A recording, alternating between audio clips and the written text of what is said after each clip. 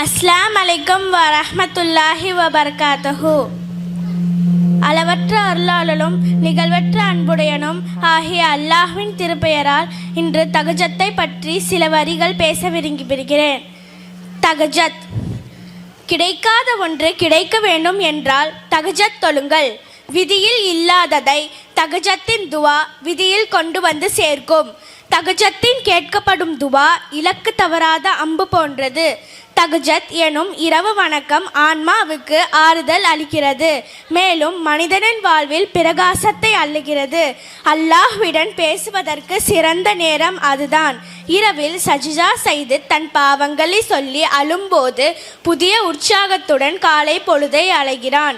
இன்று மன அழுத்தத்தை நீக்க எந்த நவீன தத்துவத்தையும் நாடினாலும் அத்தஹஜ்ஜத்துக்கு நிகராகாது. இந்த இன்பத்தை அடைந்தவர்கள் எந்த நாளும் விட்டுவிட மாட்டார்கள். சுயநலத்தை மட்டுமே இலக்காக கொண்ட இந்த உலகில் நம் பிரச்சனைகளை சொல்வதற்கு மனிதர்களை தேடுகிறோம். ஆனால் ஒவ்வொரு இரவு கடைசி பகுதியில் அல்லாஹ் அடியார்களின் பிரச்சனைகளை கேட்டு தீர்வை கொடுக்கிறான். ஆனால் நம் போர்வையில் சுருண்டு கிடைக்கிறோம் சூரியன் உதயம் ஆகும் வரை. அல்லாஹ் குரானில் கூறுகிறான், இன்று ஒரு சிறு பகுதியில் உமக்கு உபரியான தஹஜ்ஜத் தொழுகையை தொழுகிறாக. உம்முடைய இறைவன் மகாமே மஹ்மூத் என்று புகழ்பெற்ற தலத்தில் உன்னை மறுமையில் எழுப்பிறாக. இந்த மகத்தான தஹஜ்ஜத் தொழுகையை தொழுக அல்லாஹ் உதவி செய்வானாக.